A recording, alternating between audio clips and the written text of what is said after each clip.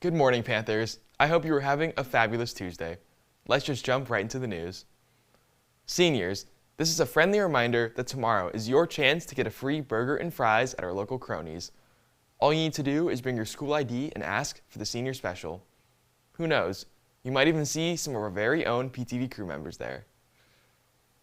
This Friday, April 23rd, GSA will be sponsoring the annual Day of Silence to fight against inequality towards the LGBTQ+ community.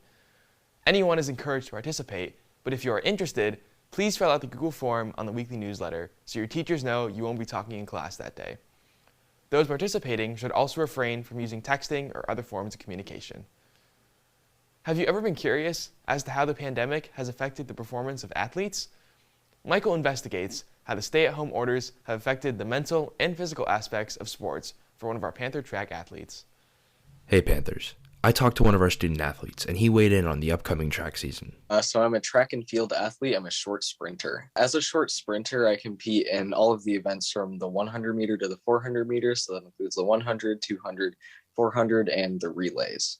Sports seasons are important for any athlete, but are especially significant for seniors, as it's their last chance to perform for their high school careers. Especially as a senior, it's been quite a long time since I've even been on the school track. So knowing that we'll just be there and be able to practice normally, I've spent a lot of time in high school struggling with injuries and not performing the way that I want to. So having this season is really kind of a culmination of a lot of hard work and dedication.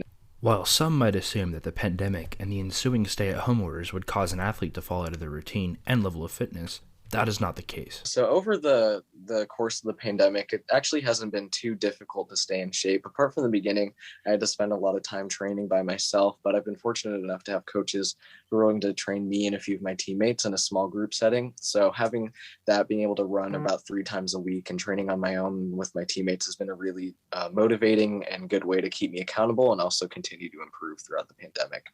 That being said, staying in shape is only one part of the formula. Any athlete needs good conditions to perform to their fullest potential, and Brandon weighed in on whether this year's delayed schedule could impact that. So for the schedule, it seems to be a pretty normal schedule, except that CIF has pushed everything about a month back. At the end of the day, hopefully I'm just trying to get out there and run as quickly as I can. A really big goal for me is just controlling everything around my training and around my competition and just being able to go out there and express it as purely as I can. So my goal is just to be the best that I can be and really make sure that the results match the work I've been able to put in. Well, there you have it, Panthers. Best of luck to our peers who are getting their chance to return to the sports they've dedicated countless hours to. Reporting for PTV, I'm Michael Gromlich. Interested in doing dance or cheer this year? Both teams will be having informational meetings today at 7 p.m. for dance and 6 p.m. for cheer. Dance team applications are due this Thursday, and tryouts will be held a week from then on the 29th. You can also check out their website at nphsdance.org, where you can register for their Zoom meeting. To register for Cheer's Zoom meeting, go to bit.ly/NPHS2021 Spirit Cheer Tryouts. The City of Thousand Oaks is currently looking to fill 7 vacancies on its Youth Commission. Members get to advise the city on youth-related matters and plan local youth events.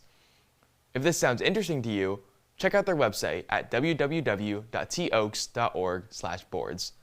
Applications are due by the 23rd. Now, here's Logan with the growing rivalry between our local Dodgers and the San Diego Padres. Hey Panthers, if you're remotely close to a Dodgers or Padres fan, I'm sure you saw at least one part of the exciting 3-game series that occurred over this weekend. Series tensions were flying high. Dodgers player Chris Taylor said that the series felt like a playoff series, as both teams are currently ranked as the top 2 teams in the league. The result of the series was a 2-1 victory for the Dodgers.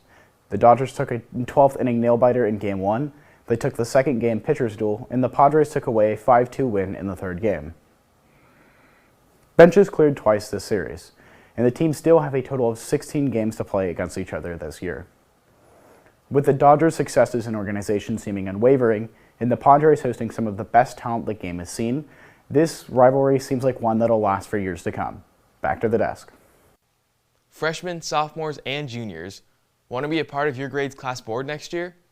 If so, fill out an application by this Wednesday, April 21st, which can be found on the weekly newsletter. Elections and campaigning will be the following week, from April 26th to the 30th. Unfortunately, we've reached the end of today's episode. Stay safe, Panthers, and enjoy the rest of your Tuesday.